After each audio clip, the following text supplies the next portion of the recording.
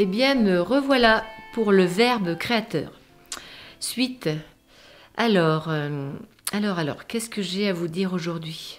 J'ai plusieurs choses à vous dire par rapport aux animaux, aux esprits des animaux, et puis aussi par rapport au verbe, d'où il vient. Je vous en ai déjà parlé, mais j'ai envie de vous redire ça. Si le verbe vient du mental, cela nous crée des attachements, une dépendance, et ce qui est créé à l'extérieur nous possède.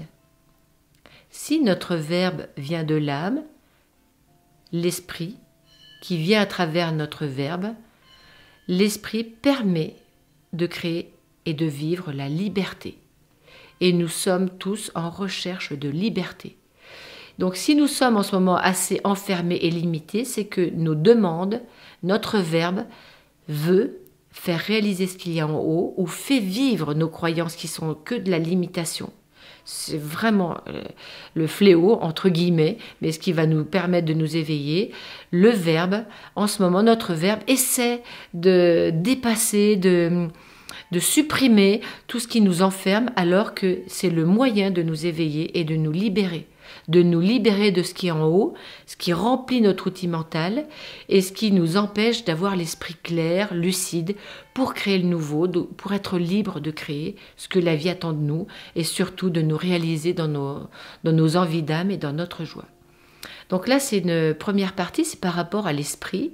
Le verbe peut ou non manifester ce que nous avons dans la tête, donc est-ce que j'ai l'esprit clair ou non. Et puis, le verbe aussi peut permettre, et c'est important, j'en ai parlé par rapport aux aliments, et tout ce qui crée la vie.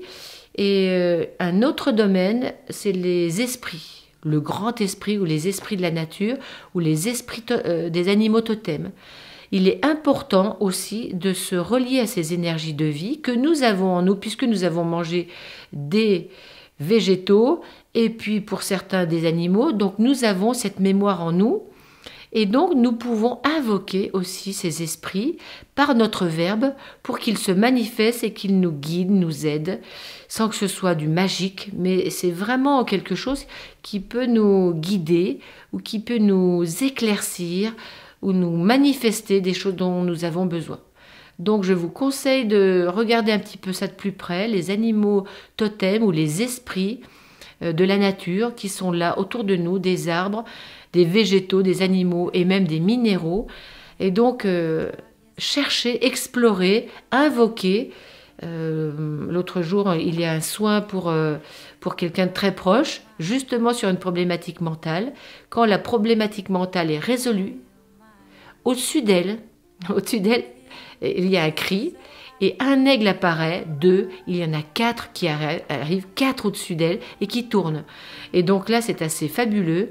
L'esprit nous répond. Et donc, si on est dans la foi, si on est ouvert à ça, si on est au niveau de l'âme, eh bien, il y a des manifestations qui vont vous confirmer que vous êtes sur la bonne voie et que vous utilisez bien votre verbe d'une manière nouvelle, créatrice. Allez, je vous embrasse et à bientôt.